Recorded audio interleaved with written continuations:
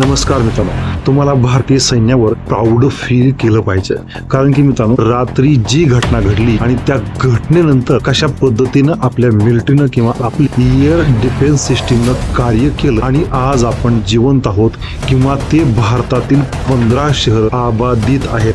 मित्रांनो, भारताने पाकिस्तानवरती जी air strike केली आणि जे ऑपरेशन सिंदूर भारताने अतिरेक्यांच्या विरुद्ध चालवलं, त्याच्यानंतर जी पाकिस्तानकडून कारवाई झाली, त्या कारवाईमध्ये पाकिस्तानने भारतातील तब्बल 15 शहरं टार्गेट केली होती आणि मध्यरात्रीच्या सुमारामध्ये 15 शहरावरती रॉकेट डागले गेले होते. मित्रांनो, आपली छाती नक्कीच गर्वाने भरून येईल, कारण की भारताकडे जी काय एअर डिफेन्स सिस्टीम S-400 आहे, एअर डिफेन्स सिस्टीमनं ते 15चे 15 रॉकेट हे हवेमध्ये नष्ट करून टाकले. भारताचे ते 15 शहर आबादित राहिले. मित्रांनो, लक्षात घ्या पाकिस्तानची मानसिकता कशा पद्धतीची आहे.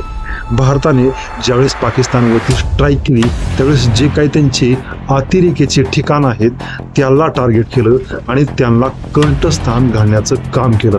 परंतु पाकिस्तानने मध्यरात्री ही भारतावरती स्ट्राईक केली होती आणि ही स्ट्राईक सिव्हिल आणि मिलिटरी ठिकाणावरती ही स्ट्राईक होती. त्यामुळे लक्षात घ्या, ही स्ट्राईक जर यशस्वी झाली असती तर भारतातले 15 शहर किंवा त्या शहरामध्ये किती गोंधळ झाला असता आणि किती लोकांचं जीवन नष्ट झालं असतं. भारताची जी काय S-400 सिस्टीम आहे, त्या सिस्टीमने ही हल्ला किंवा हा हल्ला आणि ही 15 ड्रोन, ही 15 रॉकेट हवेतच नष्ट करून टाकलं आणि आपण शांततेची रात्रभर झोप घेऊ शकलो.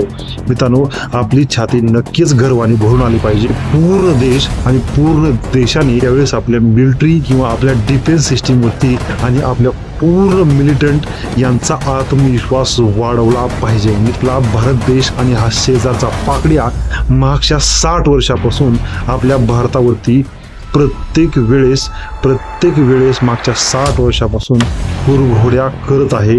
या कुरघोड्या थांबलेल्याच नाही. तो हा नवीन भारत आहे.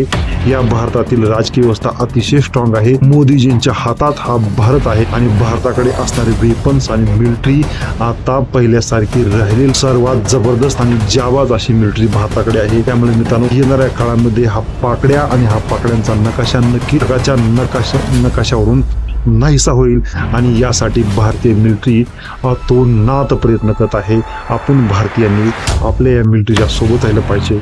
हाच माझा मोटो या व्हिडिओमधून तुम्हाला देण्यात येत आहे. मित्रांनो, अशाच प्रकारचे व्हिडिओ पाहण्यासाठी माझ्या चॅनेलला लाईक करा, सबस्क्राईब करा आणि माझे व्हिडिओ शेअर करा. धन्यवाद.